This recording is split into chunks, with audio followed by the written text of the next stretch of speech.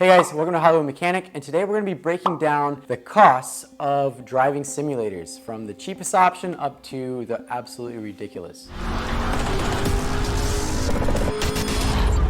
You love cars and you love driving, but maybe you want to brush up on your technique, take some lessons. It's extremely expensive to do that. You've got to go get a driving instructor in your own vehicle, maybe on a track day. You're talking about a $1,000 day if you include gas, tires, maintenance, or more just to get some training in. What if there was a cheaper way you could do that and do it right from your own home? Well, believe it or not, that's what sims are for, and they've gotten very, very good over the years. A lot of pro drivers are actually using them. Nick Romano, who's an excellent driving instructor with a group called Fast Sideways, his own company, went to race in a NASA event at Road America in Texas, and he had never driven the course before, and he spent 1,000 hours on a simulator just practicing and won his division. It really does show that sim time improves your driving ability and it's fun, but it can be extremely confusing. If you're trying to do research on what sims are good and what's best for you, you'll find a lot of people who are dedicated to what they have and don't really know much about the other options. So today we're going to kind of go through those prices.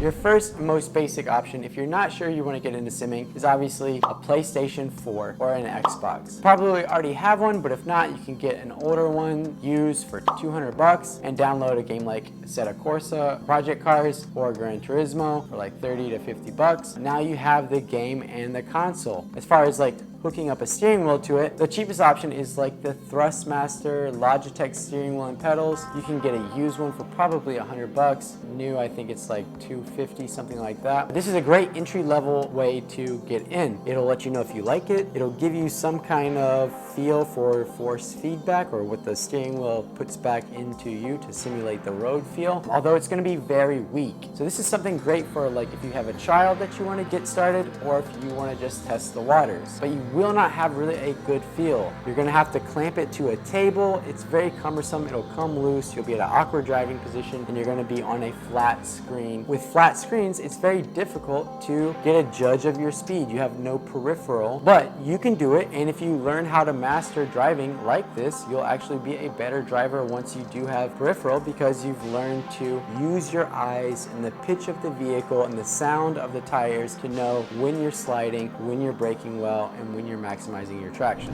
If you really enjoyed that, or you want to go ahead and get the next level feel, you're going to need to step it up with a better steering wheel and pedal setup. Now, I have a CSL Elite, which they no longer make. That was the entry-level model, but it was belt driven. There was a motor that ran a belt that then turned the wheel, and so there's a little bit of slop. You don't have a direct connection to the motor. The new setup from Fanatec is this DD Pro. This is our direct drive. That's what DD stands for, because there's one motor that directly connects to your steering wheel. It can go both directions and give you force feedback. It's a little bit faster of a response time. This unit here is made for the PlayStation. You can also get one for Xbox. As always, all Fanatec units are compatible with PC. But if you get the one for the PlayStation, this is a $1,000, a little bit more than $1,000 setup. It comes with a gas pedal, brake pedal, clutch pedal, and the pedal station, as well as this PlayStation compatible steering wheel and this direct drive unit. This will give you an extreme amount of torque. There's a torque booster that comes with it. I think it boasts something like 8 Newton meters of rotational force, and it is very strong. You will get some pretty sore forearms if you drive it with the force feedback settings all the way up. With this, you will really start to feel an excitement when driving the car, because you'll feel the car slip and you'll be able to feel understeer or be able to flick the car with some realistic feeling inputs when you're trying to correct for oversteer.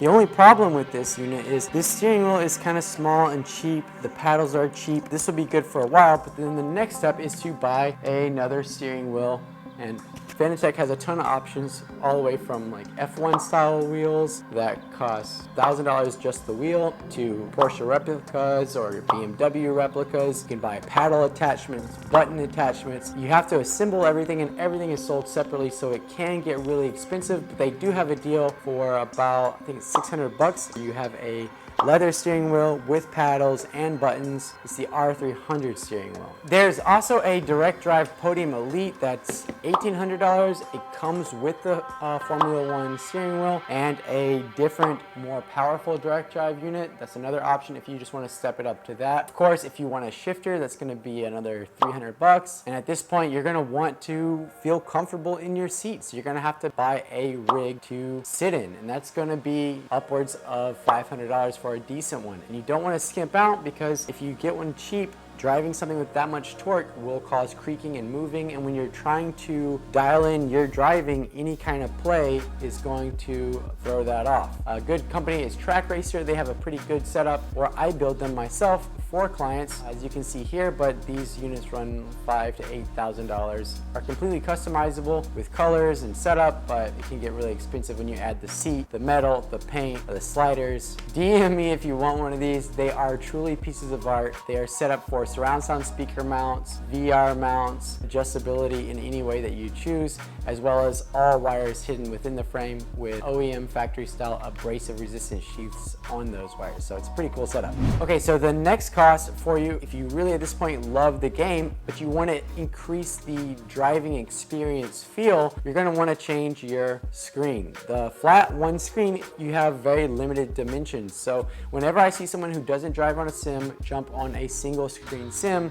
they always run off the road and crash over and over because they don't have a sense of the speed, and they think they're going slower than they are, and they don't brake enough. In order to remedy this, there is a cheap option if you have the PlayStation 4. They have the PlayStation 4 VR. It's discontinued, but you can buy a refurbished one from GameStop, and all you need is the mask and the camera. You don't need the wands, and you can set this up, and it feels incredible. It will make you sick to your stomach at first. You have to get used to it because your brain tricks you into thinking you're genuinely moving. It feels like you're moving, like you have a motion rig, but it's just all in your head. It's pretty incredible at a cost of around $250 for the VR. It's pretty cheap, and if you already have a PlayStation, boom, just slap it on there. Now, this is not the best setup, and PlayStation will come up with a better, more up-to-date VR system for the PlayStation 5, but we won't see that until the end of 2020, and it'll probably be between the $500 and $800 range. But with this, you'll get a higher frame rate, which will help you with motion sickness. You'll get a wider field of view, so you can actually see things moving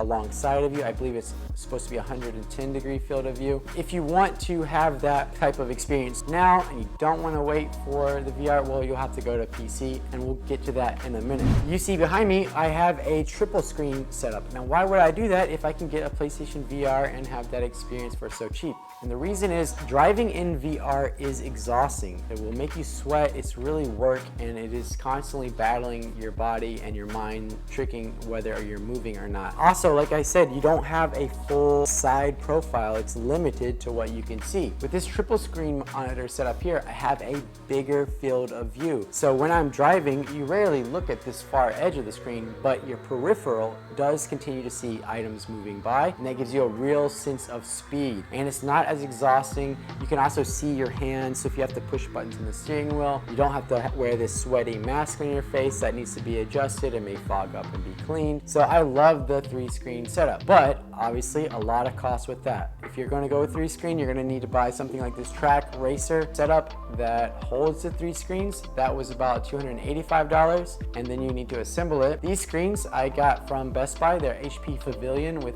an excellent contrast ratio, 2K each screen. I got them for about $300 a piece, so for around $900 you have your screens. You'll probably need to buy longer HDMI cords and longer power cables and extension cords, so there are some other small costs there, but the biggest cost you're going to see going to a triple screen or to a serious VR system is the PC. Unfortunately, with the chip shortage and the cost of computers going up, you'll need something like this AMD box that I have here, and that can cost you anywhere from $6,000 to $20,000. If you want to run 42-inch screens with 4K on each screen, you're going to need 3 video cards and a computer that can house that with a water-cooled chip, and it gets extremely expensive. So this is where PlayStation has benefits, but if you're going for realism, you got to step up with a lot of money in computers. All right, the last upgrade you can go from there is a motion rig. And there are a lot of these rigs out there. You can buy electric wheel motors that you bolt your seat to, but then the steering wheel doesn't move with it, and so that's very distracting if you're driving, especially in VR. And then there are full-on hydraulic systems that like try to throw you as you move. Now, here's the catch. I have never driven a motion rig and been impressed with how accurate it is. You remember earlier how I said if you're driving on a flat screen, you're not feeling the G-force, you're depending on the pitch of the screen and the sound of the tires to know when you can apply more throttle, more braking, or more turning, to know what the car is doing. Now imagine you've worked very hard to develop a very quick instinct on that, and then you throw in a motion system that moves you a split second after you've moved the car. Well, now you have this physical feeling that is kind of contradicting with what you're training and what you would feel in a real car. You go to turn and you're holding your line, and all of a sudden your traction goes out because you've applied too much throttle. Well, if you are depending on the screen and the sound, you can catch that immediately and save the car. But if you're feeling that motion from the machine and it's a split second behind, it can cause you to misread what the car is doing. And honestly, I just am not impressed. I think if you really want to have a good motion rig system, you'd have to have something like what BMW Motorsports has in Germany, which I think is $1 million setup. So just don't go for the motion rig. You're gonna be disappointed. All your friends are gonna come over, get in it, and they're gonna half smile and say, yeah, it's cool, but all of you will immediately notice this delay, and it's just a waste of money. You don't need it. All right, so we're just gonna go ahead and wrap it up. I'm telling you guys, VR sim is absolutely incredible. The first time I drove it, I went off track. I could see plenty of distance between me and the wall. I knew a crash was coming. I've been playing Sims since I was 10 years old, the first Gran Turismo. It still shocked me when I hit the wall. I felt my heart jump. I felt everything jump, and it is an incredible experience. And like I said, with the PlayStation, if you already own one, buying the VR system for $250, a Thrustmaster steering wheel, and a game for less than $1,000, you can be having a really, really exciting experience. But again, you're gonna need to invest at least $1,000 for a steering wheel and pedal setup to get the real feel. But hopefully you can use this information and see what's best for you. Just always keep in mind with all these things, we'll make another video about it, you're gonna spend 8 to 15 hours dialing in your steering wheel settings. You're gonna spend 8 to 15 hours setting up your seat. You're gonna spend 8 to 15 hours getting the triple screen monitors at the right angle, within the game settings, the right angle. Just keep in mind, it's a heavy investment, but dude, it is so much fun. If you wanna try it out, come down to Hollywood Mechanic.